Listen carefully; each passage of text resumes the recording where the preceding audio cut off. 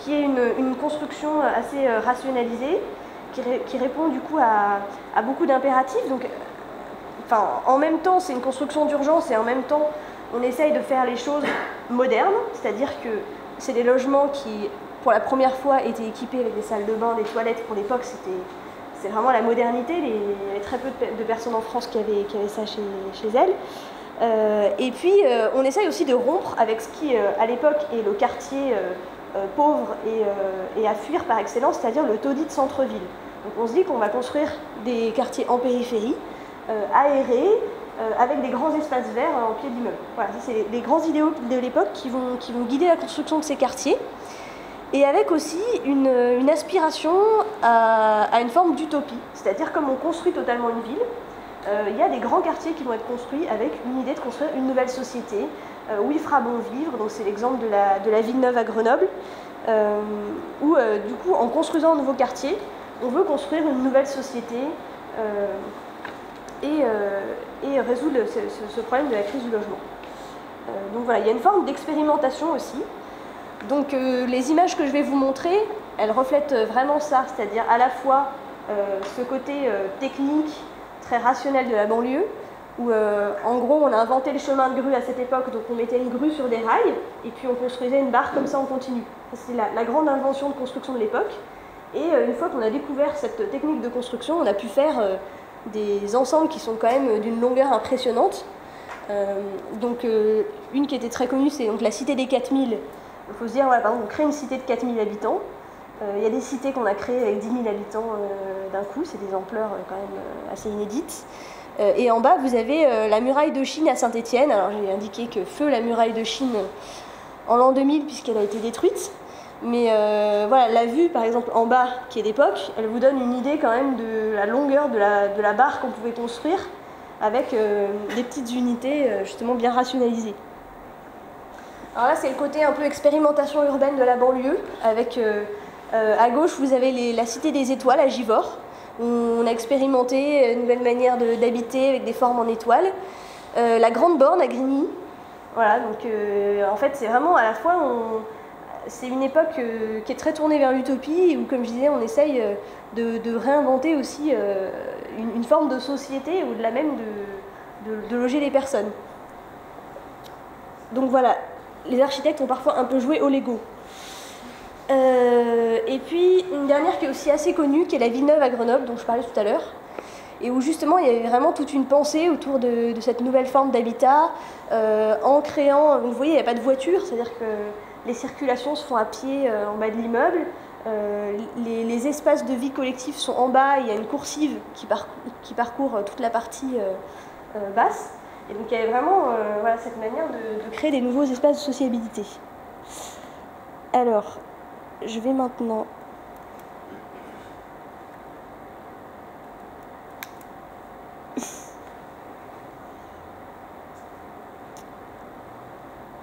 Voilà.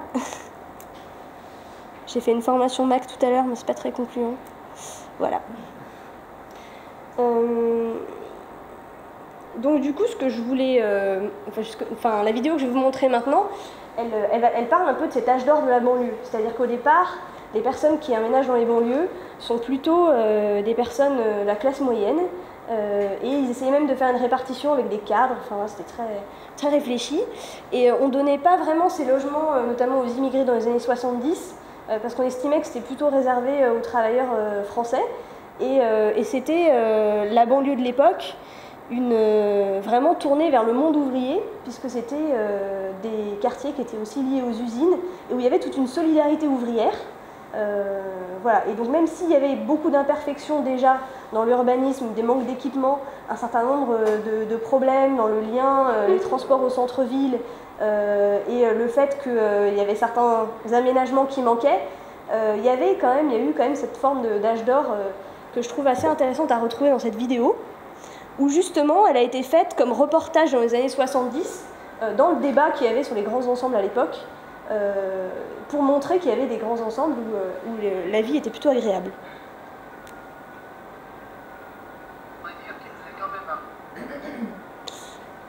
Donc là,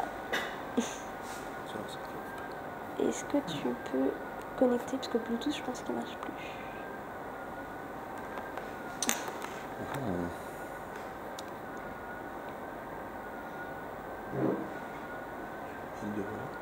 Vas-y, relance. Peut-être. C'est branché sur... Ah, c'est pas ça. Dans le grand ensemble de la Duchère près de Lyon. Ce quartier entièrement nouveau a été construit par une filiale de la Caisse des dépôts. Il ressemble un peu à l'asile de Bayonne, avec le soleil en moins, mais avec en plus des équipements, des écoles, un lycée, des églises, un stade, une piscine, un centre commercial, et même, ce qui est très important, un bistrot. Est-ce parce que le grand ensemble de la Duchère s'élève sur un ancien terrain militaire? Tous ces immeubles semblent avoir été faits au carré. Ils sont tellement grands, tellement géométriques, qu'on les a appelés des bars. Dans chacune de ces bars vivent 1500 personnes. 3 bars, et c'est la population d'une ville comme Saint-Gaudens. À la Duchère, on vit à la verticale, et pourtant on y vit, semble-t-il, assez heureux. Nous représentons l'ASOFAC, Association sociale, familiale et culturelle de la Duchère. J'ai l'impression que les femmes jouent un rôle important ici à la Duchère, non? Oui, les femmes jouent un rôle important dans l'action qui est menée sur le quartier. J'aime bien ce petit passage Arlette l'a dit. Nous avons plusieurs rôles. Nous nous occupons des questions d'ordre revendicatif par rapport à nos promoteurs. J'avoue que jusqu'à présent, c'est peut-être ces questions-là qui nous ont pris le plus de temps. Nous avons aussi, sur le plan culturel, alors nous avons organisé depuis plusieurs années une série de cours du soir pour adultes et jeunes travailleurs avec des disciplines différentes. Ces cours sont bénévoles. Les professeurs sont tous des professeurs d'enseignement public qui donnent les cours régulièrement une fois par semaine. Et ces cours s'étendent des CEP d'adultes jusqu'aux cours de philosophie, en passant par les cours de langue, les cours de français, les cours de sténodactylo. Les gens vivent-ils ici isolés les uns des autres? Existe-t-il une mentalité duchéroise? Il existe une mentalité duchéroise. Ça, c'est certain. Très marquée. Il pourrait sembler de l'extérieur que cette ville est complètement morte. Alors qu'il y a un nouvel aspect de créer à la Duchère par les habitants eux-mêmes, c'est la vie associative, à tous ces niveaux et dans tous les secteurs, que ce soit professionnel, religieux, et c'est ce qui donne à la Duchère cette vie collective et communautaire. Vous considérez que de ce point de vue, la Duchère est plutôt une réussite? Je pense, oui. Et je pense que c'est l'avis de nombreux Duchérois, quoi qu'il y en a qui se sentent complètement perdus, surtout parmi les nouveaux arrivés. Mais il n'y a pas seulement la vie associative, il y a aussi la vie de palier, la vie de voisinage. Oui, chez nous la maison est très ouverte, alors que dans les quartiers où nous avons été jusque-là, chacun vivait chez soi. Là, c'est assez différent, on est quand même isolé, on est arrivé dans un quartier tout neuf, personne ne se connaissait, il n'y avait pas encore l'habitude prise. Oui, il y a eu un besoin de serrer les coudes et ça se... Bon voilà, vous voyez un peu le...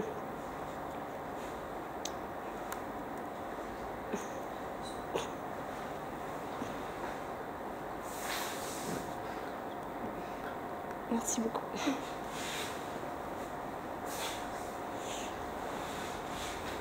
Donc voilà, ça vous donne quand même un petit aperçu de ce qu'elle peut être la vie dans ces grands ensembles à l'époque. Donc maintenant, on va passer à la crise de la banlieue justement. Donc c'est vraiment le moment où la banlieue devient justement la banlieue dont on parle aujourd'hui. Et même si, comme on l'a vu, donc on ressent un peu dans le reportage, il y a déjà quelques doutes qui sont émis sur cette forme urbaine, on se dit qu'elle n'est peut-être pas idéale. C'est vraiment dans les années 80 qu'il y a une crise majeure qui va se profiler. Et en fait, cette crise, elle est la conjonction de deux facteurs, à la fois justement urbains et à la fois socio-économiques. Donc vous avez effectivement le vieillissement d'un parc qui était parfois d'assez mauvaise qualité, et le parc qui se détériore aussi du fait de la crise économique à partir des années 70. Parce que qui dit crise économique dit aussi des locataires qui ne payent plus forcément leur loyer, donc du coup les bailleurs qui n'entretiennent plus forcément les immeubles, etc. Donc il y a des phénomènes comme ça en chaîne de dégradation. C'est aussi l'époque de la désindustrialisation et l'avènement du chômage de masse. Donc petit à petit, les usines vont fermer et l'emploi qui arrive en banlieue n'est pas un emploi qui est destiné aux personnes qui sont justement habitantes. Donc c'est ce qui va nouer aussi cette crise de la jeunesse qui apparaît dans les années 80 autour de l'avènement du chômage de masse et le fait de ne pas avoir de perspective. Donc à cette époque-là, on va observer un départ des classes moyennes pour deux raisons, c'est-à-dire déjà justement la dégradation des conditions dans ces banlieues, et en même temps les classes moyennes pour lesquelles on favorise l'accès à la propriété par un certain nombre de prêts, et donc du coup qui vont partir pour accéder à la maison individuelle. Donc ceux qui ont les moyens vont finalement quitter la banlieue à cette époque-là, et il va y avoir petit à petit, on observe la population qui décroît en fait dans ces quartiers. Exactement à ce moment-là, il y a aussi la politique de regroupement familial qui apparaît, et c'est justement à partir des années 80 qu'on commence à lever la sorte de tabou qui existait sur le fait de loger les immigrés dans ces logements sociaux destinés aux classes populaires. Donc à cette époque-là, on a à la fois la fermeture, la disparition d'un certain nombre de quartiers de centre-ville où vivaient les immigrés. Donc il faut savoir que par exemple le quartier à Saint-Jean, qui était réputé à Lyon comme une forme de taudis, était vraiment habité par des personnes qui arrivaient de l'immigration. Et donc ces personnes ont été logées dans ces grands ensembles, et souvent aussi la politique de regroupement familial qui a amené des personnes issues de l'immigration. Donc voilà, un phénomène de changement de population en fait assez fort dans les années 80. Et donc on voit à ce moment-là à la fois cette crise des banlieues qui se noue et aussi la crise autour de l'immigration, c'est-à-dire avec un ascenseur social bloqué, un affaiblissement aussi des moyens d'intégration, donc les réseaux d'entraide qu'on a pu voir tout à l'heure. Il faut savoir que c'est l'époque de la désindustrialisation, donc justement ils ont plutôt tendance à péricliter et à moins permettre l'intégration des individus à cette période. Il y a une baisse aussi des moyens de l'État et des effets de concentration, c'est-à-dire que vous allez avoir d'un seul coup 20% de personnes d'origine étrangère dans les banlieues et avec des nationalités très très variées. Donc il y a vraiment un changement de population à cette époque-là. Voilà, et donc du coup, au fur et à mesure, dans cette crise de la banlieue, l'appartenance au monde ouvrier va justement être remplacée aussi par l'appartenance ethnique, via aussi toutes les polémiques qu'il y a à l'époque autour de la montée du racisme. Donc ça va être l'époque de la marche des beurs, etc. Donc on voit vraiment en fait l'univers de la banlieue à cette époque qui est transformé de fond en comble. Donc il y a justement à cette période aussi une augmentation de tout ce qui est sentiment d'insécurité, et ça va aboutir à un certain nombre d'événements qui vont émailler les années 80. Donc 1981, c'est l'été chaud aux Minguettes notamment, qui avait été une année d'émeute dans le quartier.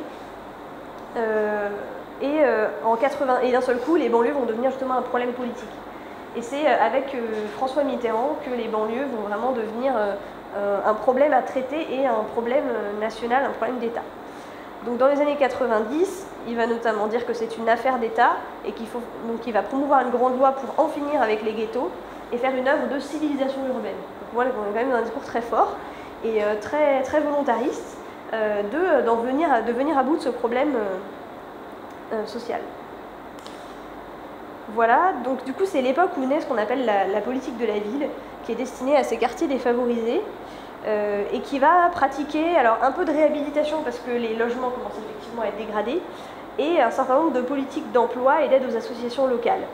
Donc, dans les années 80, il y a encore une forme de petite bulle qui se crée quand même d'espoir à cette époque-là, parce que les politiques se mobilisent, parce qu'il y a un certain nombre d'associations aussi locales qui se mobilisent, et des associations comme SOS Racisme à cette époque-là sont quand même assez dynamiques dans les quartiers.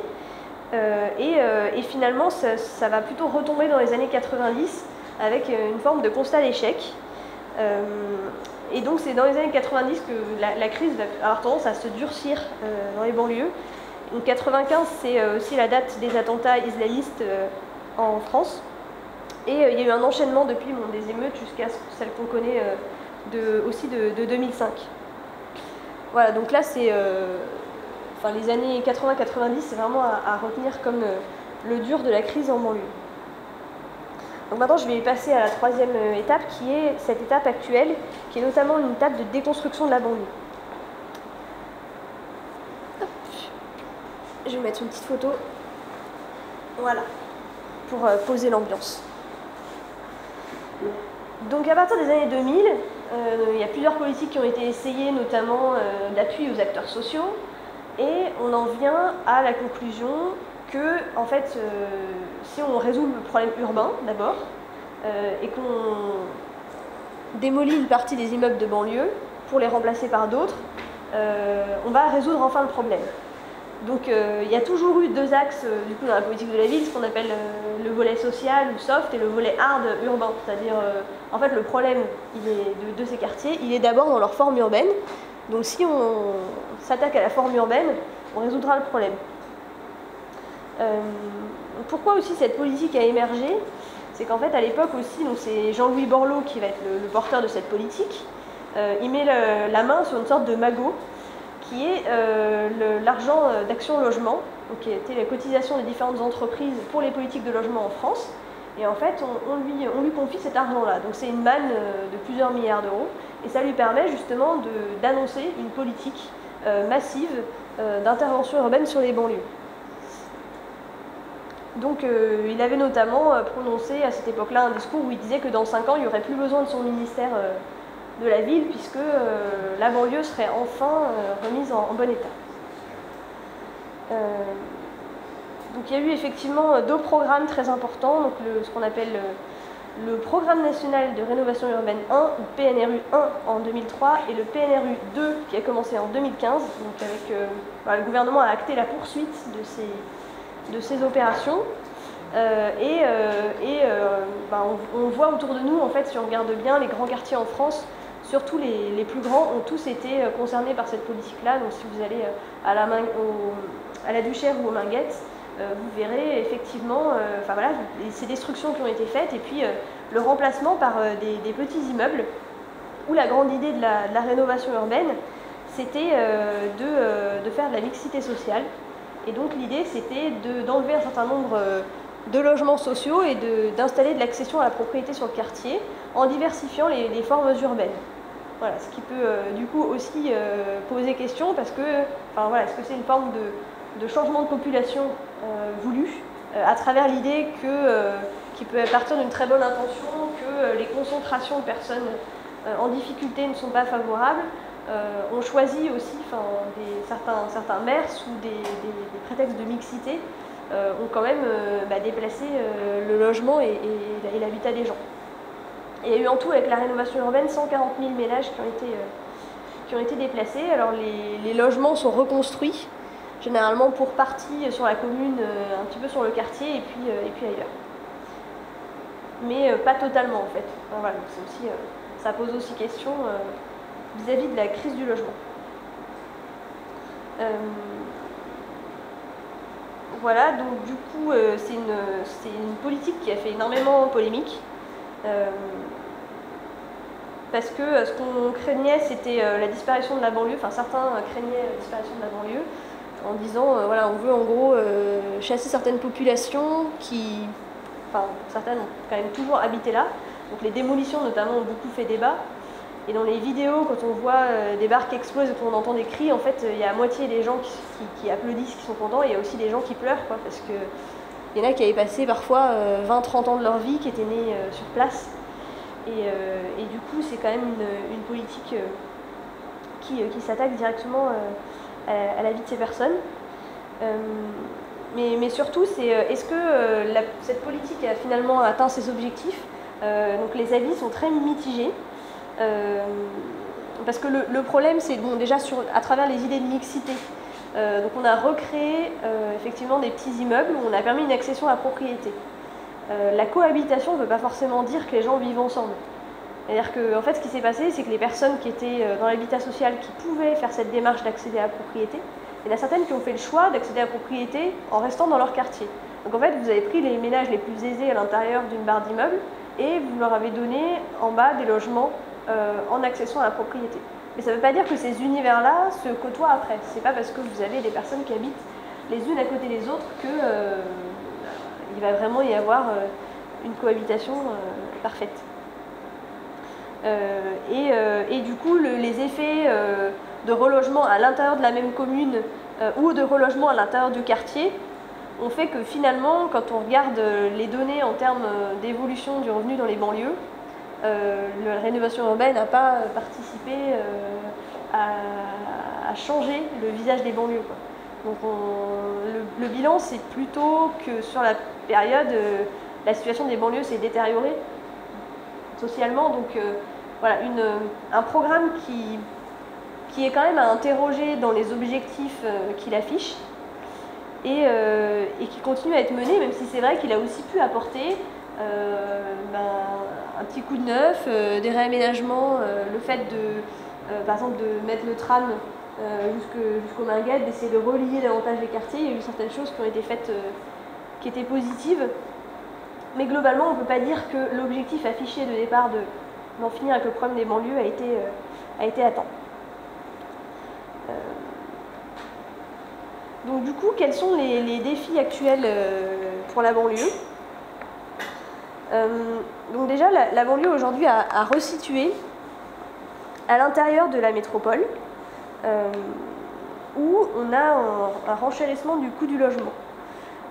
Donc ce qui peut se produire justement du fait de ces démolitions, etc., c'est peut-être quand même une forme de dilution de la banlieue.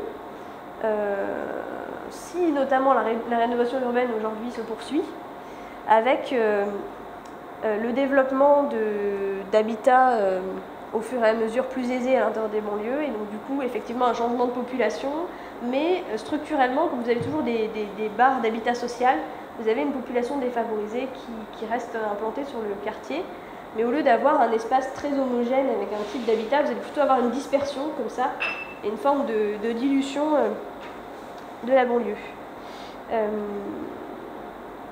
Voilà, et comme il y a aussi une crise aujourd'hui du logement social, et que ce qui a posé question aussi dans cette politique-là, c'était est-ce qu'on peut continuer à détruire des logements alors même qu'on en manque en France, puisqu'il y en a quelques-uns qui ne sont pas forcément reconstruits.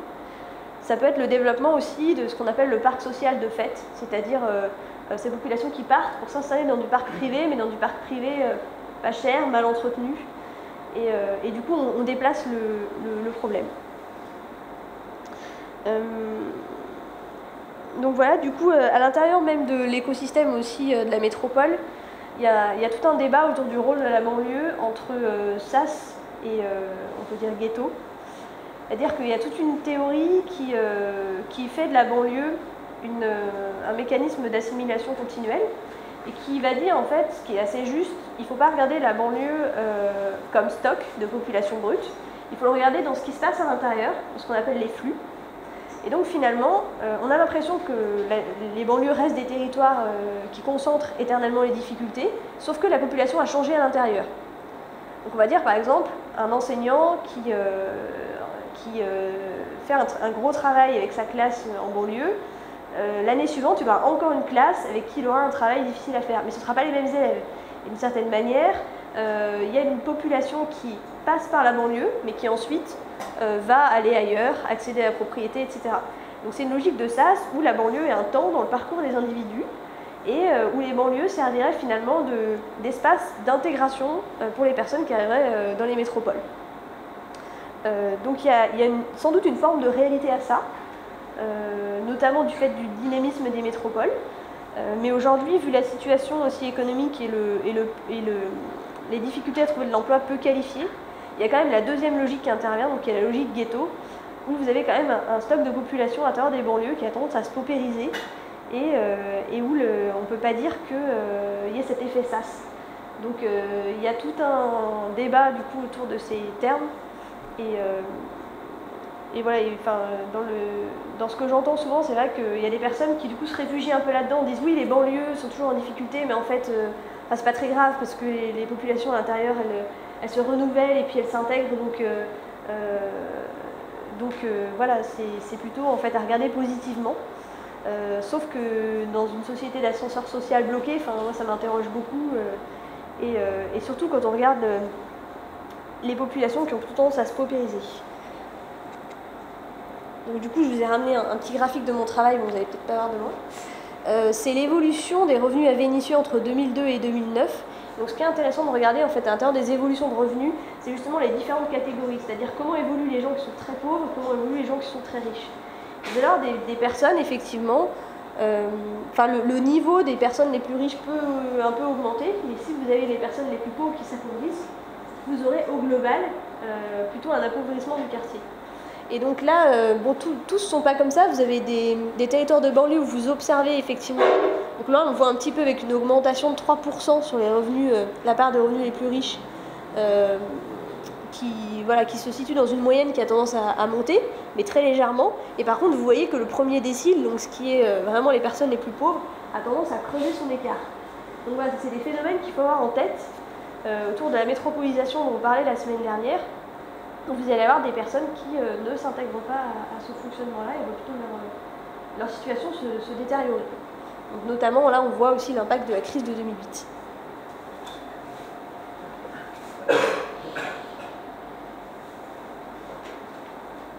Ça, c'est pour après.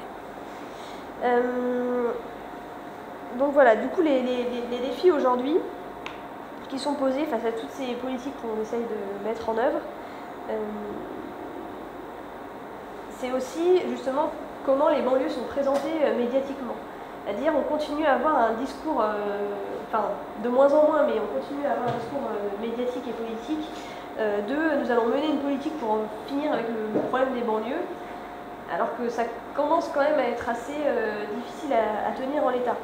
Et où en plus, en affichant ces quartiers comme des espaces pathologiques à ramener dans une normalité, une forme de droit commun, le paradoxe, c'est justement qu'on les enferme dans cette image-là, et ça va avoir des effets très concrets. Donc, par exemple, quand on fait de la rénovation urbaine et qu'on construit des petits immeubles d'accession à la propriété, les promoteurs parfois ne trouvent pas preneur parce qu'il y a l'image du quartier qui est toujours là, qui est existante. Et du coup, qu'est-ce qu'on fait avec ces logements qui n'ont pas trouvé preneur? Et bien, on en fait du parc social. Donc finalement, voilà, une difficulté en fait à sortir de cette situation un peu engluée. Et où en plus ça entraîne qu'une désillusion en chaîne, puisque avec des discours perpétuels de on va régler le problème et en fait il ne se passe rien, ça participe aussi à une forme de désillusion à l'intérieur des banlieues. Et en plus c'est le fait de dire il y a un stock de population où on va régler les problèmes sociaux, ça nie justement ce qu'est aussi la ville, et dont on parlait tout à l'heure, avec un effet sas, c'est-à-dire des personnes qui passent aussi par les banlieues et qui s'intègrent ensuite. Donc voilà, du coup, sur une des pistes aujourd'hui qui est évoquée et qui n'arrive pas forcément à bien se réaliser, c'est de repasser par la mobilisation des habitants, ce qui s'était un peu fait dans les années 80, puisqu'on a quand même, comme c'est un problème de société, et en gros pour le maire c'est un problème très aigu, très délicat, etc., on a plutôt un contrôle de cette politique par les élus locaux, notamment les maires, et les techniciens qui vont proposer des choses aux habitants et où on subventionne les associations, mais il y a quand même une forme assez importante de contrôle parce qu'il y a cette pression derrière de l'évaluation du résultat, etc. Mais il y aurait un intérêt quand même à développer en banlieue une politique autour de ce qu'on appelle aux États-Unis l'empowerment. Donc c'est donner aux personnes la possibilité et les moyens de faire eux-mêmes, ce qui permettrait justement de faire une forme de synthèse entre différentes politiques où soit on a voulu responsabiliser les personnes, donc en disant en gros une politique qu'on caricaturait de gauche qui fait des emplois aidés, qui propose un certain nombre d'aides aux personnes, en fait elle ne les responsabilise pas, donc on va faire plutôt une politique voulue de droite où on propose de l'accession à la propriété, où on propose de l'emploi à proximité, donc c'est aux personnes de faire la démarche, etc. Et la démarche d'empowerment fait quand même une synthèse entre responsabilisation individuelle et aussi intégration à un collectif et recréation de liens entre les individus. Mais chose qu'on ne sait pas vraiment encore faire aujourd'hui, puisque comme je disais, c'est encore des politiques qui sont vraiment contrôlées et mises en œuvre par les pouvoirs publics et les techniciens. Donc voilà, c'est la conclusion globale que je vous tire sur la banlieue. Donc ensuite, on va passer aux espaces périphériques. Et donc, je vais notamment faire le lien, enfin la transition, avec les thèses de Christophe Guilluy, dont vous avez peut-être entendu parler. J'ai son petit livre, un de ses petits livres ici. Voilà. Donc, ça permettra, en fait, Christophe Guilluy, lui, ce qui a marqué vraiment sa pensée, c'est qu'il livrait une compréhension du monde, une compréhension de ce qui se passait, à la fois sur les banlieues, sur les métropoles et sur les espaces périphériques. Donc en fait, d'un seul coup, il livrait une compréhension globale de l'évolution des territoires. Et c'est vraiment le premier géographe polémiste, on peut dire. Avant, un géographe, c'était un expert qu'on convoquait sur un problème de démographie, etc. Et c'est le premier qui a émergé pour pointer une question politique territoriale. Voilà, donc du coup, c'est vraiment, c'est en ça que sa pensée, elle se démarque. Donc je vous ai mis ces 3 livres qui sont... Enfin, c'est surtout le deuxième qui est connu, du coup. Vous avez Fracture française en 2010, La France périphérique, comment on a sacrifié les classes populaires, donc c'est 2014, et Le crépuscule de la France d'en haut, donc ça c'est son dernier livre de 2016. Donc ce qui va être marquant chez Christophe Guilluy, c'est qu'il l'écrit vraiment, il a l'intention de recomposer une géographie française. Il veut donner une nouvelle explication géographique de ce qui se passe. Il estime que ce qui est présent dans les discours médiatiques a un aspect faussé et donc qu'il faut remettre la géographie au bon endroit. Et notamment sur les espaces qui aujourd'hui sont les espaces en difficulté, les espaces périphériques. Donc il recompose en fait une forme de géographie ruralité-urbanité en disant il y a d'un côté les métropoles et de l'autre ce qu'il appelle la France périphérique qui est en dehors des métropoles. Et il va du coup superposer une fracture territoriale, une vision très claire ville-campagne, bien sûr, mais avec une fracture sociale en estimant que les vraies classes populaires se trouvent aujourd'hui en dehors des métropoles et donc que les métropoles sont finalement des lieux où déjà il y a l'essentiel de la dynamique économique et où en plus les personnes qui sont dans les métropoles bénéficient de cette dynamique et de cette intégration. Alors qu'il y a les laissés pour compte, on l'a beaucoup entendu, de la mondialisation et de la métropolisation. Donc il va vraiment remettre en cause un imaginaire géographique, on peut dire, pour lui subtiliser un nouvel imaginaire géographique. L'imaginaire géographique qui était l'imaginaire courant, qui a aussi évidemment sa part de simplification, c'était les classes populaires sont en banlieue, les riches vivent dans les métropoles ou dans certaines villes moyennes, et puis les classes moyennes se trouvent en périphérie, autour. Voilà. Donc lui il va dire non, les classes populaires sont en fait dans la France périphérique, et puis en banlieue on va voir des classes populaires, mais plutôt en situation d'intégration, qui bénéficient de la métropolisation, et effectivement des métropoles riches qui sont essentiellement tournées vers elles-mêmes. Donc voilà, il va analyser notamment, lui son entrée ça va être via les types de professions des personnes, donc populaires ou les classes populaires, c'est notamment les ouvriers, les petits employés, les paysans, retraités et du coup les jeunes aussi de ces catégories ouvriers, employés, paysans. Et voilà, il donne le chiffre que les 3/4 d'entre eux habitent en fait, ne sont pas dans les banlieues, et donc que ce qui est à considérer aujourd'hui en termes de géographie, c'est plutôt la France au-delà des métropoles.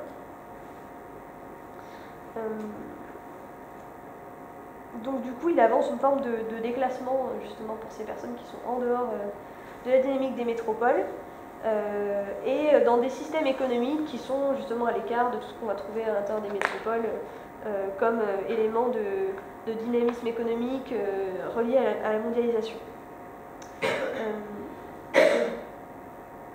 Voilà, donc c'est vraiment en fait une forme de renversement, comme je disais, de l'imaginaire, de dire en fait il n'y a pas les villes où il y a la majorité de la population aujourd'hui. La France est finalement pas tant urbaine qu'une France de l'en dehors des villes et une France périphérique. Il avance le chiffre de 60% de la population qui appartient à la France périphérique.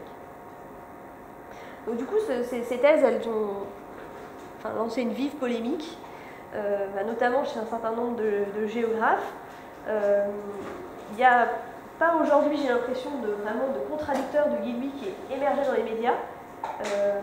Moi, la manière dont j'ai suivi les choses, c'est plutôt qu'il y avait une petite fronde des géographes et que chacun écrivait son article, mais qu'il n'y a pas eu vraiment de contestation forte. On a accusé Christophe Guy Louis, justement, à travers ses thèses, de faire plutôt le jeu du Front National en voulant consacrer un espace périphérique coupé de la mondialisation, où il y avait ce qu'il appelle les petits blancs, face à des banlieues qui accueilleraient les immigrés, mais où en fait ce serait pour les intégrer à une société multiculturelle métropolitaine qui en fait profite de leur situation et permet donc, par exemple aux bobos d'aller au restaurant et d'avoir un serveur, des personnes qui tiennent le restaurant, etc. Et donc en fait tout ce petit monde cohabite ensemble et qu'il y a une forme d'arrangement en fait à l'intérieur des métropoles. Et donc à l'inverse, la France périphérique qui serait la France oubliée. Donc voilà, c'est vrai que ces thèses ont effectivement été largement reprises, alors parfois simplifiées, il faut dire ce qu'il y a du Guy Louis très simplifié, mais donc sujet à débat. Alors moi, ce qui me pose question, c'est donc d'abord, par rapport à ce que j'ai présenté dans un premier temps, c'est vrai que, est-ce qu'on peut réellement nier la question des banlieues? Alors lui, il ne la nie pas totalement.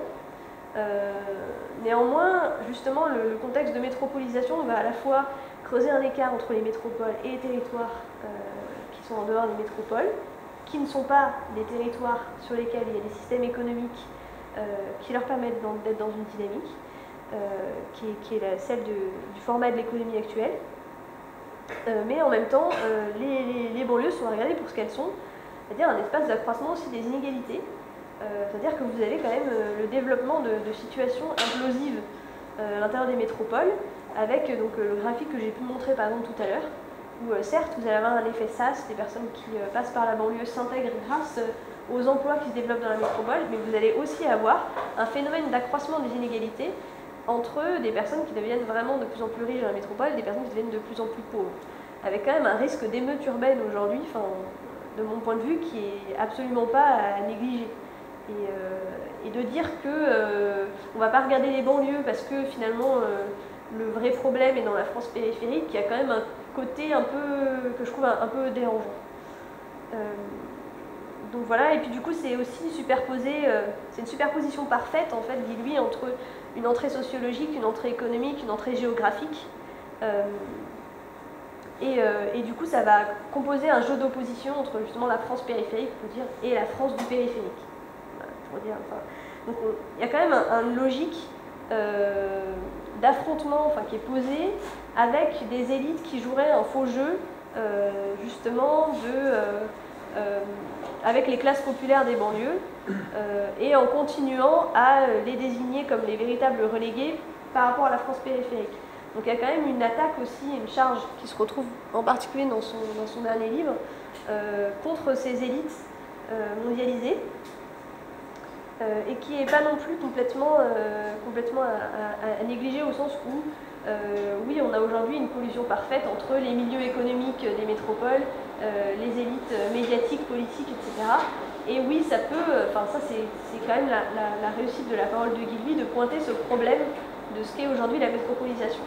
Mais voilà, il ne faut pas nier non plus les effets collatéraux. Et on a en fait des types d'espaces qui ne vont pas rentrer forcément non plus dans ce que Guy Louis va avancer. Donc par exemple, vous avez, on va dire, les banlieues de la France périphérique, ça existe aussi. Donc des anciens territoires industriels qui vont se retrouver, vous savez, des territoires dans le massif central où il y avait avant une mine, où il y avait une usine, et où vous avez aussi des banlieues qui ont été construites, mais très à l'écart du reste. Et donc là, finalement, il y a une superposition entre quand même le problème banlieue et le problème France périphérique. Donc on peut penser à des espaces aussi un peu plus éloignés des métropoles, tout simplement, des espaces que j'ai pu côtoyer comme l'Arbrel, où il y a aussi une très forte population héritée de l'industrie, des espaces comme là où je travaille au niveau de l'île d'Abo, où ça va être quand même, il y a une différence entre être en banlieue aux Minguettes et être en banlieue à l'île d'Abo, notamment les difficultés d'accès, tout ce qui va être l'enseignement, de choses qui permettent l'intégration.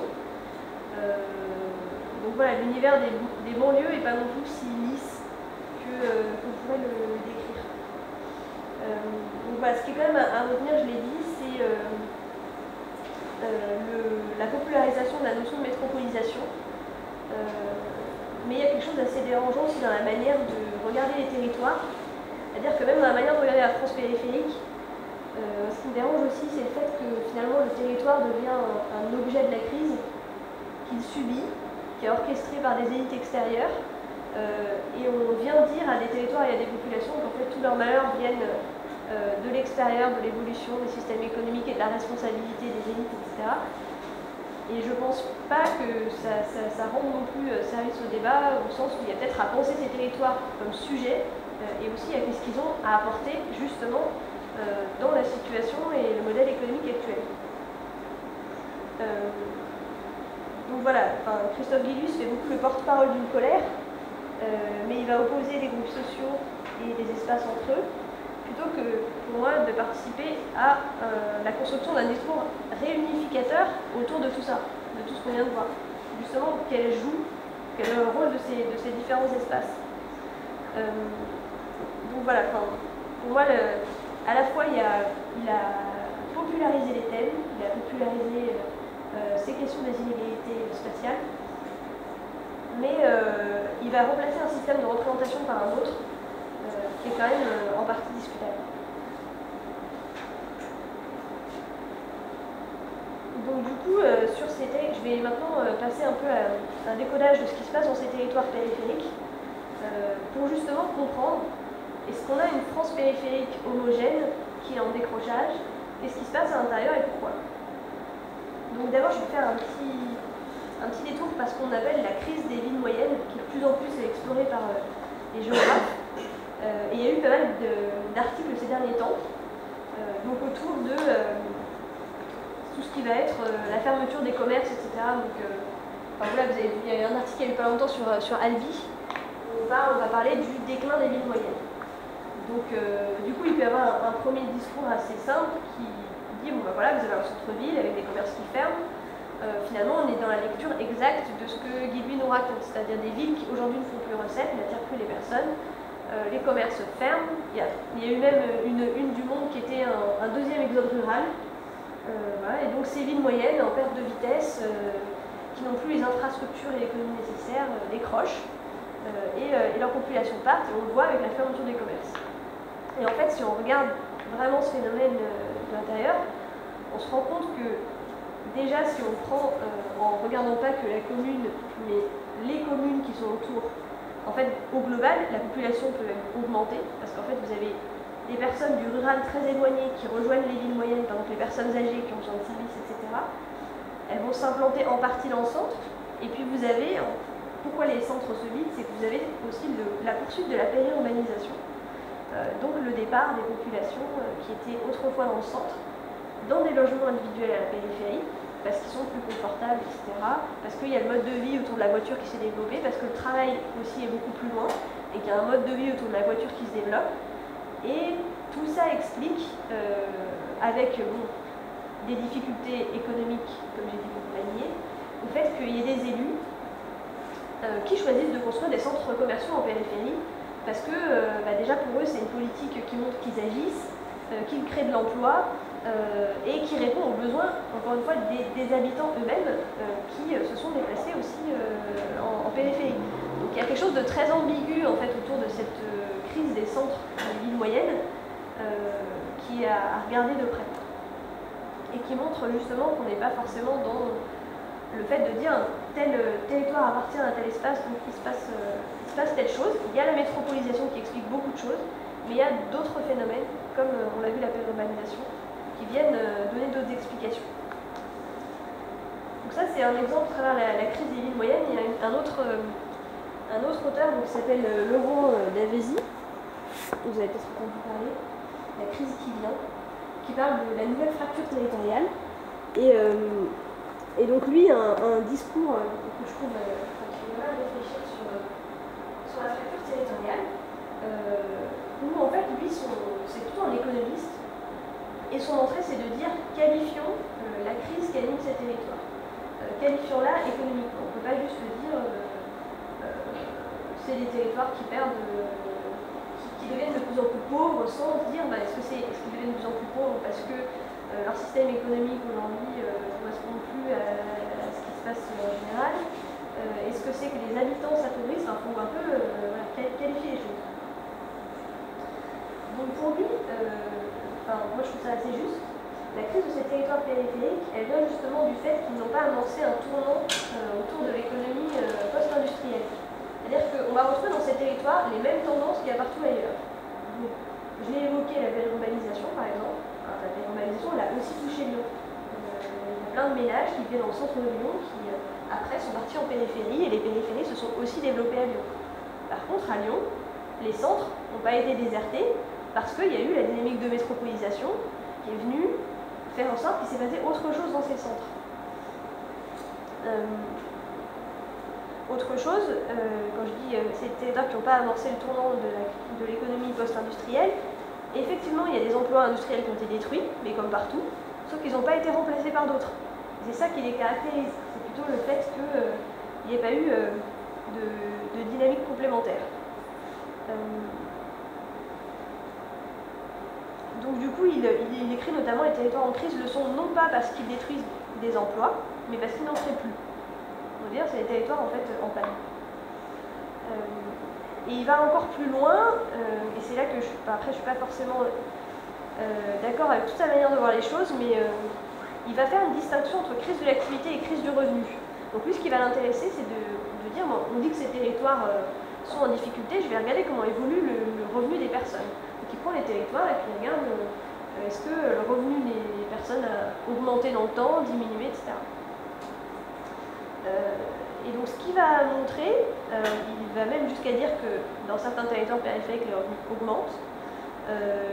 Lui, il dit justement, en fait, on ne peut pas considérer que ces territoires sont des territoires oubliés, parce qu'ils bénéficient d'une énorme redistribution de la part de l'État. Donc il la chiffre, je crois, à 57 milliards, qui en fait sont injectés en permanence par l'État dans ces territoires. Alors comment? Via un certain nombre de mécanismes de redistribution, c'est-à-dire notamment les retraites.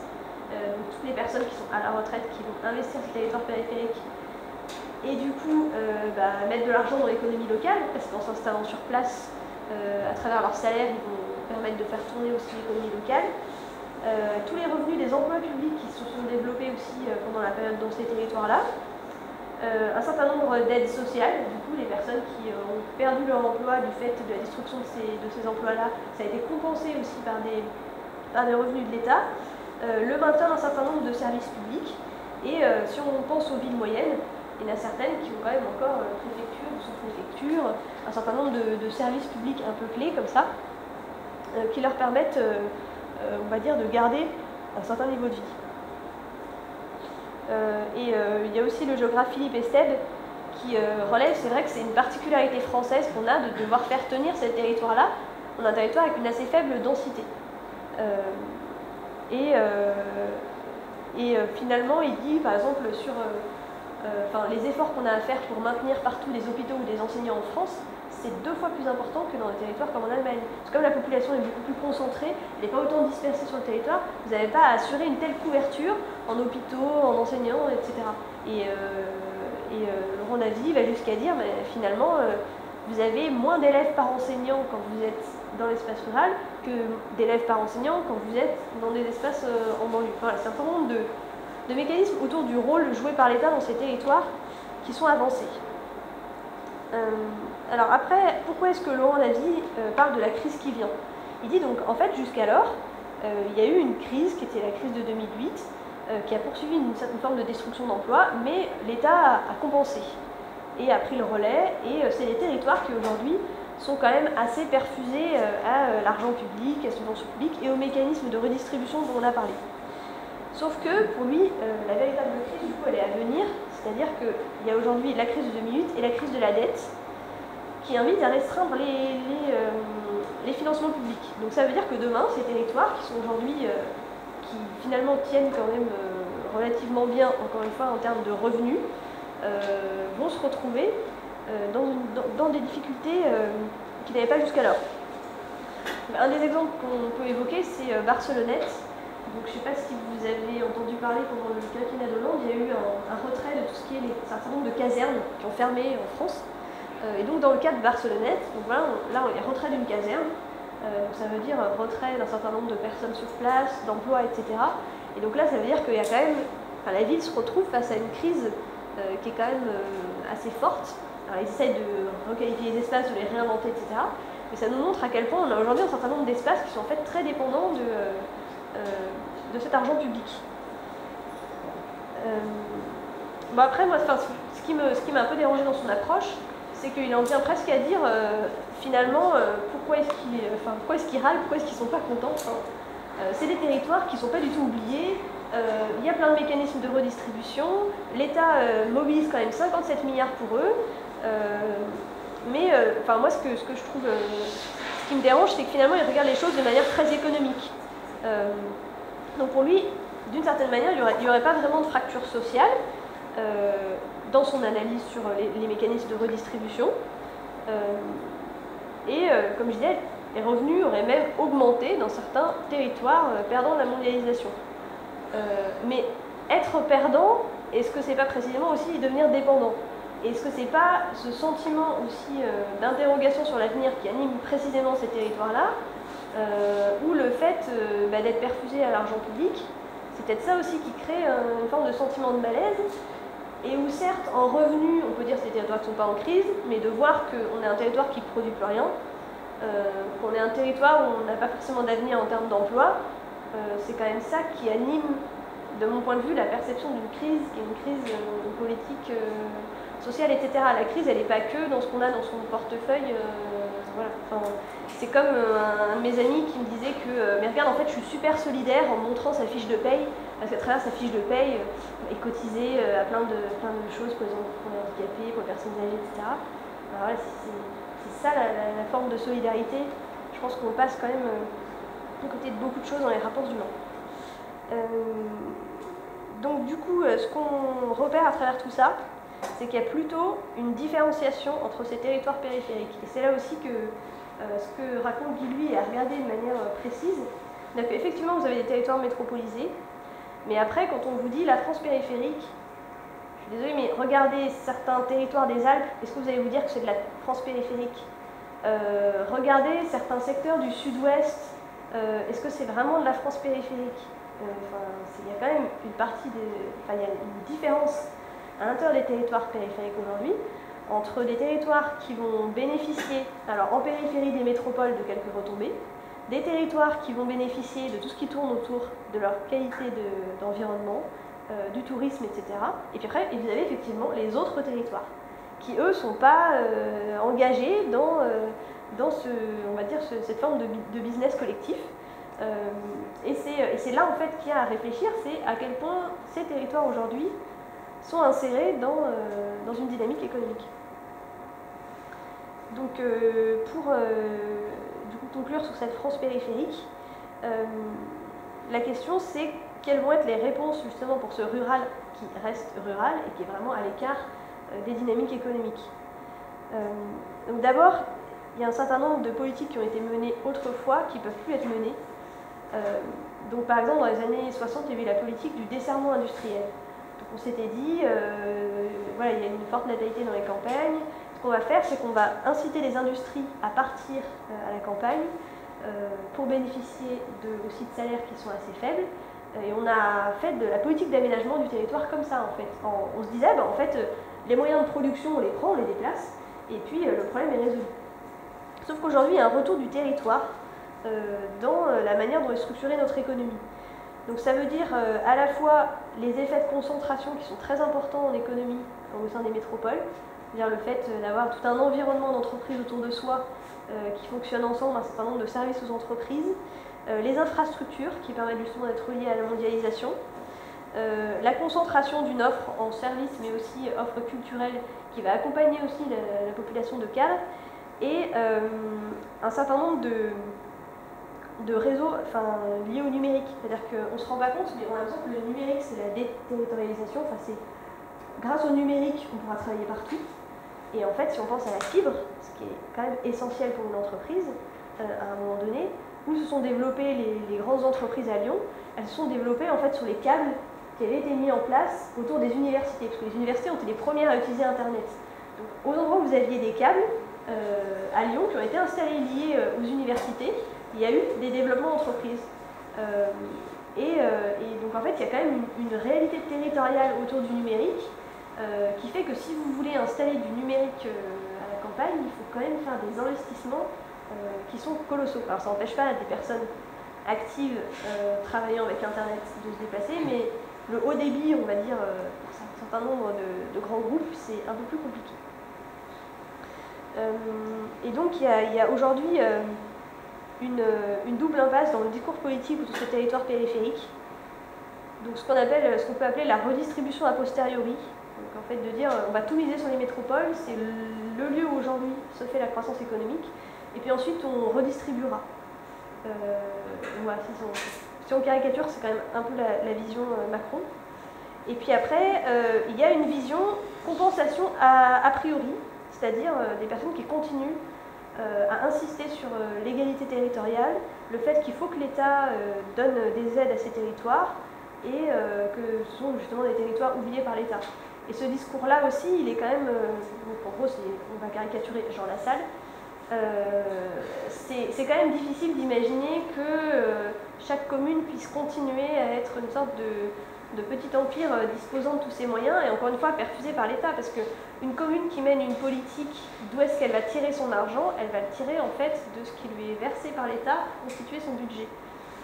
Donc voilà, bon, dans un contexte de dette publique, on voit quand même mal jusqu'à quel point on va pouvoir tenir en donnant de l'argent à ces communes.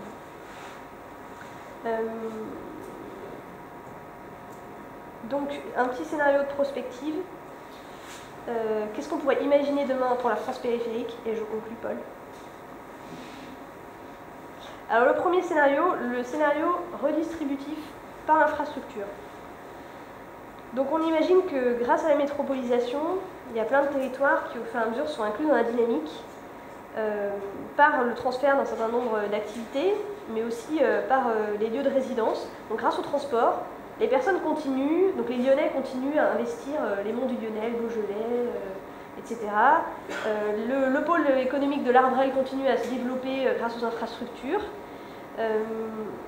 Voilà, donc il y a quelque chose de très fort autour des transports. Et donc on aurait d'une part des territoires inclus dans l'espace métropolitain au sens large qui en bénéficieraient. Après on aurait un territoire périphérique, on peut dire un peu parc d'attractions qui serait investi par tout ce qui est loisirs et puis retraités. Et puis une forme de transfert aussi d'actifs vers ces territoires périurbains, donc de personnes qui préféreraient bénéficier du cadre de vie agréable des territoires périphériques pour mener leur activité via Internet. Donc on pourrait imaginer un scénario un peu comme ça. Et donc il n'y a pas longtemps, en fait, quand j'étais en train de préparer cette conférence, je suis tombée sur une publicité sur BFM TV. Donc si vous tapez « Tout vivre en Côte d'Armor », en fait c'est un type qui est en kayak, comme ça, sur la mer. Et il y a une petite voix qui dit « Vous avez renoncé à tout, à votre cadre de vie, à vos ambitions, au fait de manger sain, au fait de vivre et de respirer. Maintenant c'est terminé. » Et donc là il y a une petite légende, c'est Yann, 3 quarts d'heure avant sa conférence téléphonique, gérant de start-up, et donc il est en train il est sur son bateau sur la mer. Et c'est Lannion à je ne sais plus combien ils affichent de Paris grâce à la grande vitesse. Donc voilà, c'est l'idée qu'on va permettre à des territoires périphériques de se développer comme ça. Après, il y a le scénario libéral. On mise tout sur le développement des métropoles. Le renchérissement du prix de l'essence va justement arrêter la périurbanisation et créer des espaces périurbains paupérisés avec les personnes qui ont des difficultés liées à l'essence. Donc on se retrouve avec des métropoles toujours plus implosives socialement, sans parler des questions écologiques. Un rural, quant à lui, carte postale, qui serait toujours préservé, dédié aux loisirs, ou investi par des communautés riches qui auraient les moyens de se rapprocher à la métropole. Et donc dans ce scénario, on aurait notamment ce qu'avance Laurent Navzy. Enfin, il dit en gros, on ose le désert, et en fait on valorise la mobilité des individus. En gros, on ne peut pas sauver ces territoires, on va essayer de sauver les personnes, en faire en sorte qu'ils puissent quitter leur territoire pour aller faire des études, pour aller travailler. Et donc il faut organiser la mobilité collective. Moi, ce qui me semble assez dangereux comme scénario. Et en plus, voilà, il va dire du coup retrait de l'argent public, développement de l'économie sociale et solidaire et de solidarité qui ne passe plus par de l'argent public. C'est quand même assez violent. Et une forme de, il appelle ça maintenance sociale. Voilà, moi ça m'interroge beaucoup. Voilà, et donc la piste, ce serait peut-être regarder les territoires dans leurs interdépendances aujourd'hui, voir comment il y a des interactions qui peuvent se développer entre les métropoles et leurs arrière-pays autour de questions qui sont quand même cruciales, comme la question agricole, le développement autour de ce qui est consommé local, et justement pour avoir un discours d'ensemble sur aujourd'hui quelle est la vocation des territoires et des territoires dans leur ensemble. On ne peut plus avoir un discours politique qui est uniquement tourné sur les métropoles, mais qui considère bien les territoires dans un rôle collectif et un rôle d'attractivité justement collectif. Voilà, c'est un discours que je vois encore peu émerger politiquement et qui m'interroge, et je vais m'arrêter là et laisser passer aux questions.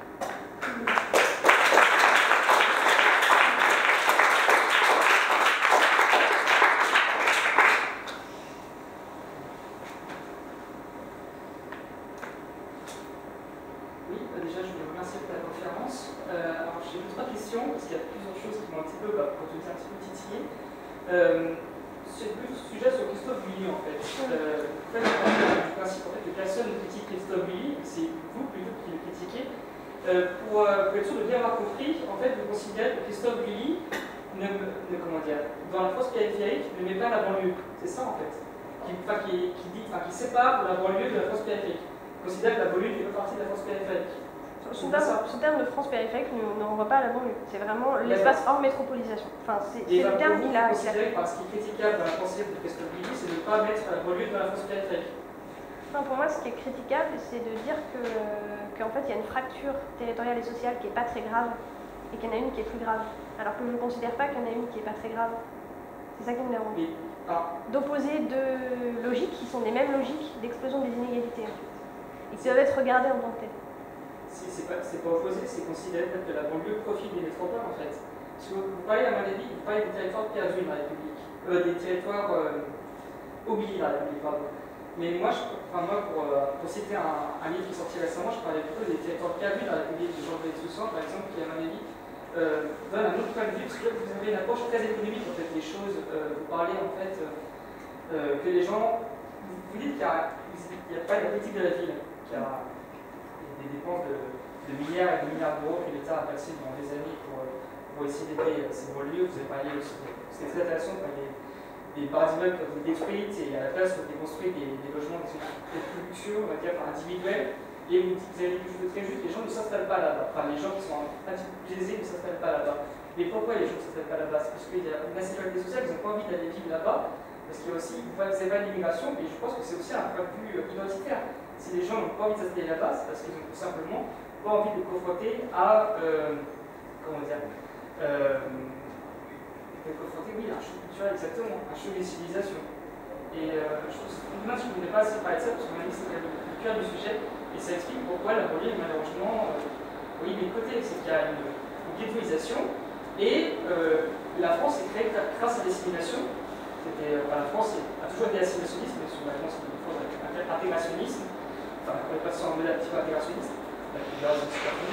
mais aujourd'hui, cette année, en fait, comme vous avez en banlieue, les gens qui sont, qui peuvent aider les nouvelles populations aidées à s'assimiler sont partis. Elles ont fui ces quartiers et après elles sont parties dans la France périphérique aussi très bien construite. Et voilà, c'est ça que je. En fait, Christophe Guilluy, justement, son approche, c'est de dire, enfin, j'en ai pas parlé parce que je ne voulais pas non plus raconter tout Christophe Guilluy, mais il dit, justement, le problème des banlieues est uniquement culturel. Oui. Et en fait, moi, ça me dérange aussi parce que, de fait, alors j'ai eu volontairement une approche économique de la banlieue pour contrebalancer, mais en fait, pour moi, au-delà de la question culturelle, économique, pour moi, la question, elle est plutôt aussi politique. C'est-à-dire, comment est-ce que les personnes se sentent comme appartenant à une communauté, que ce soit pas à travers la question culturelle, on est bien d'accord, et il y a un problème quand même autour de ça, aujourd'hui, dans la manière de la France de se regarder. Non, ils ne se sentent pas partie prenante de l'ensemble. Voilà, ils ne sont pas assimilés, ils sont devenus majoritaires de quartier au début, c'était minoritaire. Dû au fait que les gens qui étaient initialement dans ce quartier ont fui ce quartier parce qu'il devenait minoritaire, qu'il y avait une insécurité culturelle, qu'ils ont préféré s'installer. C'est un petit peu la thèse de Zemmour aussi, je suis Zemmour, je reviens pas avec ça. C'est ce qu'il dit Zemmour, et très justement, c'est très vrai. Par les polémistes, il y a des fois les polémistes disent des choses très vraies qui sont un petit peu cachées, qui sont cachées. Alors après, sur mais ces gens ont fui ce quartier, ils se sont installés ailleurs. Et c'est pour ça que les banlieues sont devenus des véritables ghettos et ils sont juste à côté des métropoles. Donc il ne faut pas le dire économique, ça ne marche pas. Ils sont juste à côté des cités des grandes métropoles. Ils sont très bien desservis. Vous êtes très rapidement dans ce centre de Paris, vous habitez à la Courneuve ou en Seine-Saint-Denis. Vous ne pouvez pas avoir une approche uniquement économique. Est-ce que tu penses de l'argument qui dit qu'elle a avancé qui dit qu'en fait il y avait une moins grande homogénéité sociale et qu'en fait par les politiques d'incitation à la nation en propriété, ça a vidé aussi les sous du passé et ça correspond à la on a quand même créé à un moment une homogénéité, et on l'a créé. On a créé une homogénéité ethnique, et on a créé un problème, c'est des territoires qui sont entrés en crise, donc on a créé la superposition entre un problème économique, ethnique, etc. Et l'ensemble a quand même, du coup, créé l'image de la banlieue et une stigmatisation et un rejet qui est vécu des deux côtés. Bien sûr que non. Et aussi, une des questions, c'est qu'est-ce que deviennent les personnes qui, justement, quittent la banlieue? Les classes moyennes, qui fait quand même une forme, il n'y a pas que de la ghettoisation dans les banlieues, je le disais, il y a aussi des personnes qui réussissent et qui en sortent. Et quelles sont les solidarités qui se créent aussi dans ces personnes-là? Ces gens-là, ils ont fui les quartiers, ça, vous n'arrivez pas à comprendre. Je reviens sur le livre de Jean-Pierre Soussant, qui est pas un livre qui est sorti récemment. Il y a des personnes qui veulent aussi rester parce que. Très bien ça, c'est qu'actuellement, vous avez des zones, il faut dire la gentrification, vous avez du non-droit, et Jean-Pierre Soussant voit très bien, il y a beaucoup de témoignages dessus, où, par exemple, il y a des pompiers qui ne viennent plus, et combien de possibilités d'esclavage, monsieur, vous savez, vous. Non, moi je suis déjà la première chose, c'est Emma, je suis désolée, mais tu as parlé des banlieues comme uniquement les ensembles sociaux. Moi, déjà, ça c'est le petit truc qui m'a dérangé de principe, c'est-à-dire que pour moi, la banlieue, c'est déjà en dehors du centre-ville. C'était pas nécessairement les ensembles sociaux, c'est un peu un amalgame à mon sens. C'était pour isoler un mais vraiment dans le sens parce que ça contredit, si tu veux, c'est un ajustement, mais ça contredit pas du tout parce que je partage ta vision. Pour moi, c'est une vision économique qui est nécessaire. Ce qui a fait aussi fuir les gens, à mon sens, initialement, c'était vraiment pour leur accorder de l'espace. Les HLM sont directement des héritiers des HBL créés du Porte Garnier, les habitats bon marché, pour apporter du confort social, pour apporter vraiment du qualitatif aux gens. Aujourd'hui, on les voit très bien encore dans le 8e, ces habitats-là. Et en fait, les gens qui sont à l'égalité, il y avait vraiment cette connotation vraiment de mixité sociale. Et les personnes qui en sont parties, elles en sont parties parce qu'on a fait une mauvaise projection, les médias en sont médias qualité. Et surtout, je pense qu'il y a vraiment une question de gestion patrimoniale. On n'a pas su mettre les moyens à l'époque. L'État n'a pas su mettre les moyens. Les gens non, mais l'État n'a pas su mettre les moyens dans la gestion pérenne de ces endroits, ce qui fait qu'ils se sont très vite délabrés. Et donc les personnes qui avaient légèrement plus les moyens, nécessairement sont parties. Je pense que du coup, comme c'était des habitats qui restaient à un niveau d'accession sociale correct, les personnes qui ont pu s'en émanciper, elles ont profité. Et donc le phénomène a commencé comme ça. Les personnes qui n'avaient pas trop d'argent, ils sont venus. Et en fait, la ghettoisation est venue comme ça. Et nécessairement, elle est économique à 100% pour moi. Mais les HLM, justement, au départ, étaient à la pointe de la technologie. C'était très moderne. On peut être très fort pour justement rappeler. C'était très moderne à la base. Il y avait des installations, vous avez la salle de bain, je crois. C'était à la pointe. Comment vous expliquez justement qu'il y a un basculement? Vous pouvez pas dire que ça s'est dégradé, parce que dans ce cas-là, partout en France, ça s'est dégradé. Pourquoi c'est plus dégradé en banlieue que dans non, mais ça c'est parce que justement, les personnes qui avaient un peu plus d'argent, elles se sont naturellement, l'humain veut un peu plus de place pour ses enfants, un petit jardin, choses comme ça. Et puis il y a quand même, on peut superposer aussi la carte des espaces de crise industrielle avec la carte des banlieues sur les villes. C'est quand même des espaces, comme je disais, qui sont entrés dans une crise qui est globale. Alors moi, je nie pas du tout l'aspect culturel. Enfin, oui, il y a aujourd'hui une ségrégation sociale spatiale en France avec des personnes qui vivent regroupées entre personnes qui se ressemblent et qui ne se côtoient plus, puisqu'il n'y a plus aucun espace que l'on lui crée du brassage et de la rencontre, qui encourage aussi les phénomènes de stigmatisation et de lecture. Minoritaires, et ce qui était minoritaire à la base sont des majorités. Ça crée un basculement. Oui, mais encore une fois, l'assimilation qui marchait jusqu'à présent en France. Oui, mais encore une fois, on ne peut pas. C'est lui qui fait le lien, entre les aspects économiques, identitaires, etc. Oui, mais il a plus de communication identitaire. C'est pas dichotomique, hein, c'est pas... Non, peut-être Il y a d'autres possibilités, mais là, ça s'entend. Non, mais ce qu'il explique, c'est qu'il y a ceux qui bénéficient en fait, de la mondialisation, qui en sont protégés, des retraités,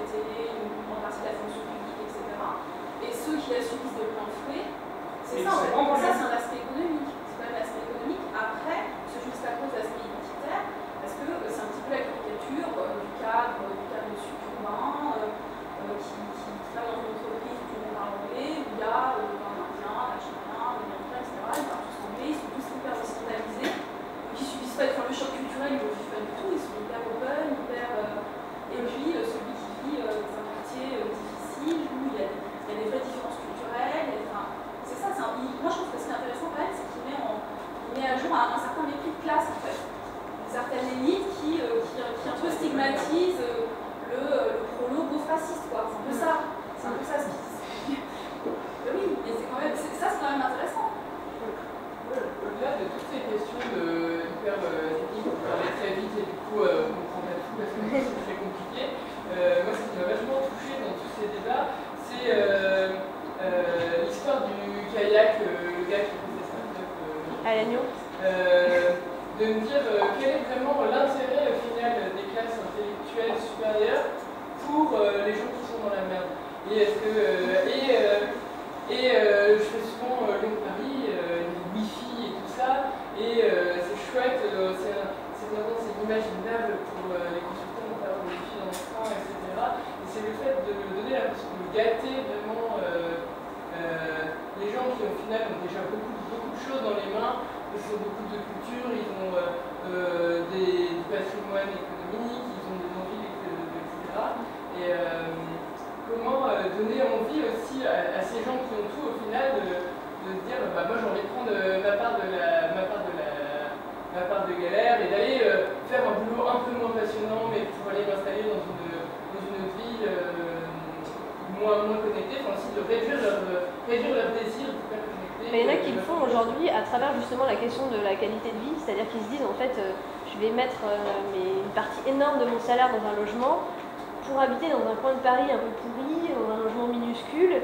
Est-ce que je sacrifierais pas une partie justement de mon offre culturelle, etc. pour aller vers des logements qui ne sont pas chers du tout dans le rural et où je travaillerai à distance. Aujourd'hui, des vraies réflexions de choix qui se font.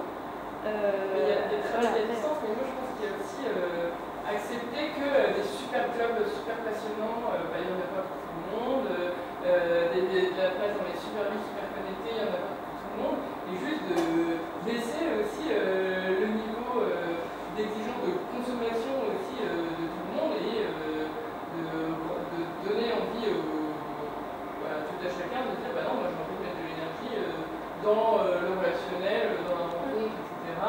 Et enfin, je trouve que ça touche aussi tous les aspects psychologiques du statut que chacun se donne à soi-même. En fait. Et du coup, c'est des enjeux d'aménagement du territoire qu'on peut avoir à une échelle nationale, mais je trouve que ça touche tellement au psychologique de l'image que je vais avoir de moi-même pour avoir accédé, etc. Est-ce que cet aspect psychologique, au final, de la vision que chacun a de sa propre réussite dans sa vie, etc., et puis en compte dans ces bons déménagements, parce que ça joue beaucoup dans les choix d'installation. Et où en fait, ce qui peut être aussi très important, c'est qu'au-delà de j'habite dans un territoire sympa, j'ai une offre culturelle, etc., ce qui aujourd'hui rejoint beaucoup les gens, c'est comment je suis dans un territoire où je suis inscrit dans une vie aussi d'interrelation. Où je produis avec des personnes autour de moi du projet, où je suis inscrit dans des réseaux de relations et d'entourage qui ont du sens.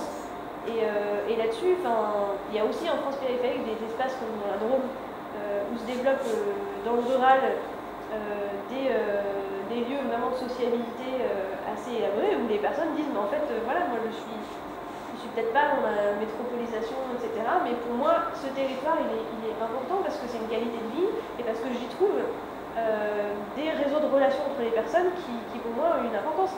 Et de même que, ça je rebondis dans la banlieue, il y a aussi des personnes qui tiennent à leur réseau de relations qu'ils ont pu développer à l'intérieur et qui, mine de rien, sont dans des démarches pour leur quartier, de projets, etc., et qui ne sont pas non plus complètement à nier, quoi. C'est-à-dire comment la personne s'inscrit dans une communauté politique, c'est aussi ça qui est très important. Parce que tu mentionnes sur la Drôme, ça me fait penser à la ville de Valence, puisque c'est de là où vient ma famille. Et donc ils ont vécu à 3 générations dans une maison, dans un village où il y avait grosso modo plus de 30 habitants dans les années 70-80. La ville de Valence a grandi grâce à l'arrivée des Spahis, donc ceux qui utilisaient les casernes. Et puis il y a aussi un autre régiment qui s'est installé. Et le petit village où ils étaient est devenu une cité dortoir. Et avec l'accroissement de l'économie de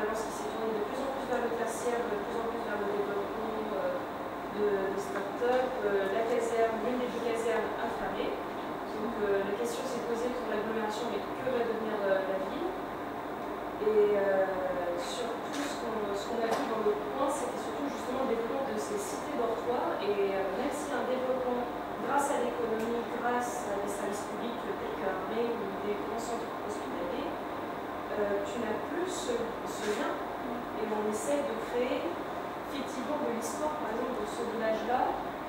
Ils ont réussi à trouver, je ne sais par quel hasard, la mention dans un registre de l'abbaye de Cluny. Ils arrivent à dire que ce village était un site clunésien. Jamais que d'État qui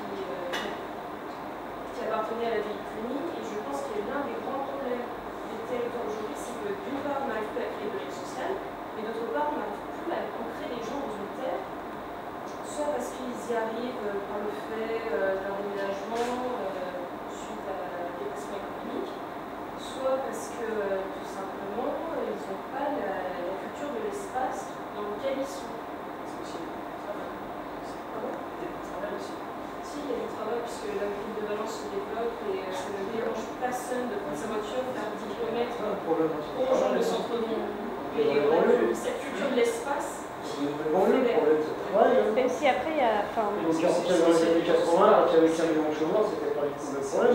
C'est aussi que les gens se séparent. Paul, il y a une question peut-être. Est-ce que, en fait, on pourrait. En gros, le récit que tu as fait des banlieues, c'est la récit d'un échec. Et est-ce qu'en fait, on pourrait pas faire un récit exactement inverse, c'est-à-dire le récit d'une réussite, un projet initial, et qui était. Enfin, ce que je déduis de ce que des éléments historiques que tu as posés, très intéressant, c'est qu'en fait, les banlieues, c'est. De manière très concrète, c'est un espace dans lequel on a mis, au départ, les populations ouvrières, qui correspondent en fait aux classes dangereuses. Et on les a mis dans des espaces qui étaient à la fois marginaux par rapport au centre et en même temps contrôlables. Et on les a mis tous ensemble. Ensuite, il y a un deuxième type de classe dangereuse qui arrive, c'est les populations migrées, qui arrivent pour différentes raisons, et qui arrivent d'ailleurs de manière et qui constituent une population. Je ne comprends pas très bien le débat sur l'ethnie, parce qu'en fait, c'est des populations qui sont très diverses, en fait, ethniquement et culturellement. Parfois, il y a des ethnies qui sont majoritairement musulmanes. Il y a des cultures différentes, et les islams qui sont en banlieue sont des islams complètement hétérogènes, y compris au sein de l'islam sunnite. Il y a des islams complètement hétérogènes du fait notamment de l'influence des pays d'origine. Et donc du coup, ma question c'est en fait, est-ce que c'est le mode de gestion des populations n'a pas parfaitement bien réussi son coup en créant des espaces qui sont des espaces qui ne gênent pas les populations aisées, mais qui sont en même temps bien contrôlables, qui sont à proximité, on peut y accéder facilement, et où on a reproduit ce qui est le mode d'urbanisme quand même classique, qui est un urbanisme mi-militaire, mi-sanitaire. Et donc c'est des villes qu'on peut parfaitement assainir d'un point de vue sanitaire et qu'on peut parfaitement, au cas où, investir d'un point de vue militaire. Donc du coup, ma question est la suivante, c'est est-ce que ce qui est en crise à travers les banlieues, c'est pas surtout une certaine manière de penser l'urbanisme, c'est-à-dire un urbanisme qui est au fond un mode de gestion des populations indépendamment de ce que elle veut. Et ce que tu as dit sur l'empowerment à la fin, je pense que c'est éloquent à ce que en fait, on a créé des espaces où il y a parqué les gens et ensuite on dit bah ouais, c'est pas très bien. En fait, c'est pas très je crois que c'est pas très bien parce que objectivement la police elle intervient. Non. Les pompiers ils interviennent, même si la police elle est parfois c'est marginal, elles ont il dit très bien justement qu'il y a des quartiers en France où la police ou les services publics n'y sont plus, il n'y a plus de présence, c'est un autre droit. On parle de combien de quartiers, c'est pas représentatif, c'est pas du tout représentatif de la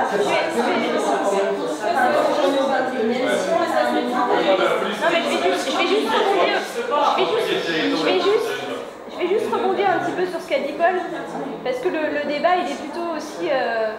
Enfin, là où je suis pas d'accord avec toi, c'est que non, enfin justement, un des gros problèmes de la banlieue, c'est qu'il donne une visibilité aujourd'hui à un problème social, encore une fois aussi culturel, et un problème global. Il donne une visibilité à l'altérité en fait, et où certains disent que La politique plutôt confortable, on va dire, pour des élites urbaines, ce serait de disperser la banlieue et de répartir. Et c'était notamment comme ça que la rénovation urbaine a été accusée de faire ça. Dire en fait, ce qu'on veut faire, c'est disperser les pauvres pour plus qu'on les voit. Voilà, donc c'était plutôt ça le débat que de dire la banlieue est un espace qui permet de gérer tous ces problèmes. Ce qui n'est pas juste là-dedans, c'est que la première vague d'immigration, c'est une vague de travailleurs qui sont venus en France qu'il y avait du travail, et que le moment où il y a eu la crise, on n'a pas voulu les intégrer. On les a partis dans ces milieux-là, qui sont venus à la place de ces banlieues qui étaient au départ des logements pour tous. Mais c'est que ces premiers, à Lyon, il y a encore une trentaine d'années, il y avait un bidonville immense avec essentiellement des Algériens et des Marocains qui ont été le bidonville était rasé d'un coup et ils l'ont attaché dans ces banlieues et ils l'ont laissé pourrir quand ils vont fort dans les cas, quoi. Parce que ces gens-là n'ont pas pu. Il y avait aussi une intention de résorber et de donner un logement décent aux personnes. Et on les a mis là où il y avait de la place à ce moment-là. Je suis d'accord avec ça. Je pense que l'urbanisme, du coup, je rebondis. L'urbanisme, c'est pas une crise de l'urbanisme. L'urbanisme a apporté les réponses qu'elle a pu faire dans l'urgence rapidement. Certainement mal, certainement pas bien pensé, parce que dans l'urgence, il a fallu, comme tu l'as dit très bien tout à l'heure, c'était des questions de travail, c'était des questions de baby-boom, c'était des questions, enfin, il y avait une industrialisation, il y avait vraiment une question d'urgence. Peut-être que ça a été mal géré à l'époque, parce qu'on n'anticipait pas. Je pense vraiment que Borloo croyait à ce qu'il disait, dans 5 ans, j'ai plus besoin de ministère. Parce qu'il pensait avoir... C'était clairement mal identifié. C'est là qu'on voit que les gars ne battent pas le recul. Et ça représente vraiment une crise. Et aujourd'hui, ça représente aussi une demande. Tu as très bien rebondi sur le commerce. Ça répond à la demande des gens. Pourquoi les centres-villes se vident? On ne va pas glisser sur ce thème-là, mais je veux dire, ça aussi répond à une demande de la clientèle et de la population. Parce que le problème de transport, tu le dis, le transport est essentiel dans l'urbanisme, dans le logement, dans le commerce, dans le travail. On en parle dans le TGV, on en parle dans le commerce. Les gens, ils ont besoin de se déplacer. Toutes ces thématiques-là ne peuvent pas être déliées les unes des autres. Et l'urbanisme apporte les réponses qu'elle peut au moment T, je pense. Mais par contre, à ses limites, et c'est là que la mobilisation des habitants peut aussi être intéressante. Et le témoignage que j'ai quand même de mon travail, puisque je travaille en banlieue, oui, effectivement, il y a des gros problèmes. Donc, je participe à un moment à une réunion sur les zones de sécurité prioritaire avec des gendarmes. Donc, voilà, c'est les réalités qui sont là.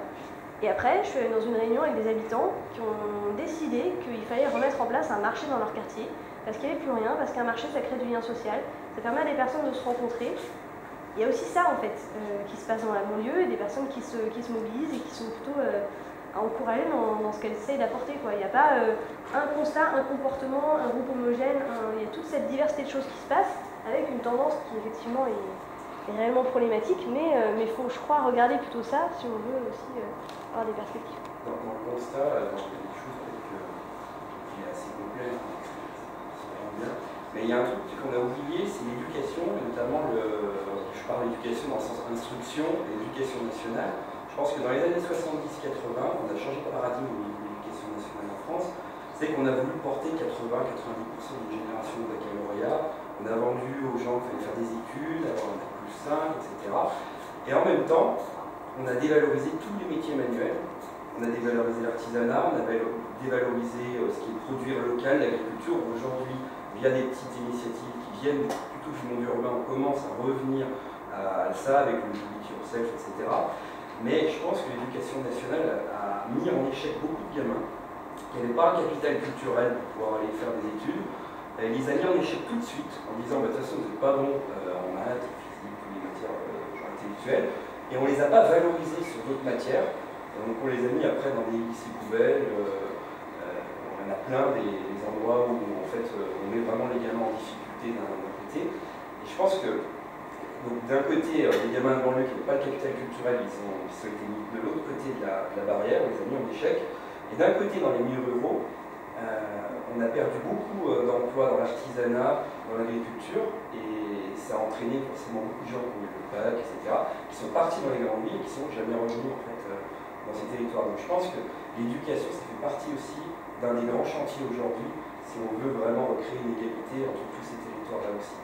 C'est revaloriser ce qui est l'artisanat, c'est les métiers manuels qu'on a complètement... En fait, l'éducation en tant que telle, il faut qu'elle ait une sortie.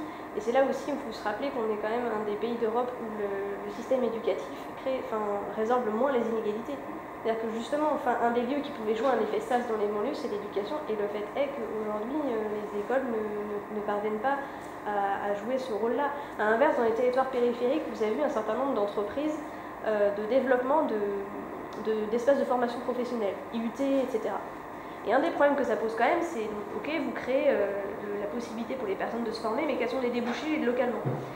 Et il y a plein d'IUT comme ça qui sont décrits, parce que c'est des IUT installés à la campagne, donc on se dit, bah, c'est génial, parce que la personne qui finit son lycée va pouvoir se former, etc., elle n'a pas besoin de partir dans une grande ville, pouvoir se former sur place, mais une fois qu'elle sort de son IUT, eh ben, il n'y a pas de travail non plus localement. Donc voilà, c'est un peu à demi-teinte aussi, c'est-à-dire créer une formation, si derrière il n'y a pas non plus de débouchés concrets, c'est un peu à double tranchant. C'est pour ça que dans le cadre du PNLU maintenant, on donne les moyens aussi sur le développement économique, l'innovation, pour favoriser justement le développement entreprise. C'est-à-dire, tu penses à quoi en particulier? Que tu parlais tout à l'heure de dire qu'on avait fait beaucoup d'opérations de rénovation urbaine, et qu'en fait la dimension purement développement économique aujourd'hui sa place, enfin, je crois, dans les politiques publiques qui sont menées. Honnêtement, moi, ça a été une des ambitions donc, de la dernière politique et celle des contrats de ville qui est née en 2014. Et moi, je déplore plutôt le fait que, pour le voir dans mon service, la dimension de développement économique n'est pas du tout prise en charge. Alors c'était un des objectifs des contrats de ville, de dire on va arrêter d'être dans une logique de compensation des difficultés des quartiers, de proposer de l'insertion, etc. On va faire du développement. Et moi je me suis dit mais c'est génial en fait, c'est justement comme ça qu'il faut regarder les gens, il faut les regarder comme des potentiels, enfin ces quartiers, il faut les regarder comme des potentiels de développement. Il faut arrêter de les regarder comme des gens en difficulté qu'on va compenser. Sauf que dans la réalité, mais j'ai plutôt l'impression de me battre contre ça à l'intérieur de ma direction, où en fait il n'y a rien qui émerge autour de ça. Et parce que aussi on ne sait pas forcément faire, les acteurs qui sont là ont plutôt été dans une même logique d'insertion, etc. Et je vois pas de. Alors l'exemple du marché. L'exemple. Ouais, voilà. L'exemple du marché dont je parlais tout à l'heure, c'est quand même un truc où c'est justement intéressant.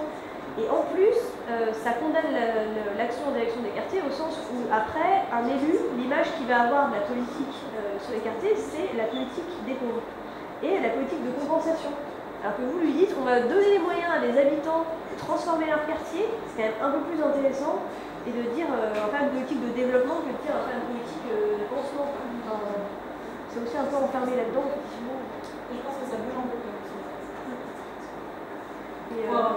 Pour avoir réfléchi au sujet sur l'innovation dans les quartiers, on a remarqué quand même qu'il y a pas mal de dispositifs d'incubateurs qui sont mis en place. Il y a notamment la Caisse des dépôts qui a lancé les Cités Labs. Il n'y a pas que ça. Où l'idée c'est d'accompagner les personnes qui veulent monter leur entreprise. Après la question, enfin là ça je pense que ce sera une politique typique macronienne en direction des quartiers, de dire accompagnons les jeunes de banlieue qui veulent créer leur start-up, etc. Mais la question que ça pose c'est comment déjà donner les moyens en amont d'être capable de mener ça. Et voilà, c'est pas non plus n'importe qui, si on axe tout sur la réussite individuelle, c'est quand même aussi un problème. Voilà, parce que vous allez retrouver de toute façon des marqueurs d'inégalité aussi. Moi, j'aimerais un exemple plus d'ailleurs dans la section de cette expérience. Oui, c'est juste merci. Donc, et moi, je n'ai pas trop intervenir, c'est simplement faire un témoignage. J'ai fait une conférence cette semaine vraiment intéressante sur la vie.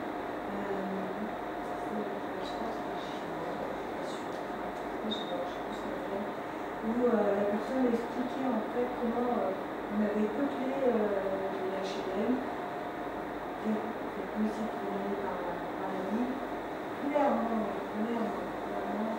discriminatoire et économique. Alors ça fait ça tout de suite pour moi, en français, de la crise de civilisation. Pour moi, il n'y a pas de crise de civilisation. Nous pouvons avoir une crise d'époque, parce que notre époque connaît l'éducation rapide et sur laquelle toutes les populations n'arrivent pas à s'insérer, à s'épanouir, mais crise de civilisation, ça j'avoue que ça m'interroge beaucoup. Je me dis, parce qu'à ce moment-là, ça veut dire que ça exclut, puisque je ne pense pas que ce soit le point de vue, des personnes qui sont françaises depuis X générations et qui ne s'y retrouvent pas parce qu'elles sont populaires, enfin elles sont